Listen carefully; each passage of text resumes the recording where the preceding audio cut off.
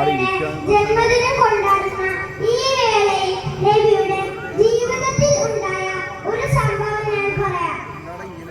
പണ്ട് മദീനയിൽ വെച്ച് നബിയെ കാണാൻ ഒരാൾ വന്നു.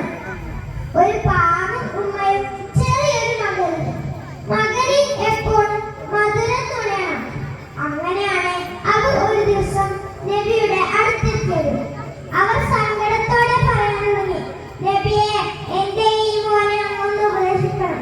എപ്പോഴും മധുരം തീറ്റാണ്, വേറൊന്നും കഴിക്കില്ല.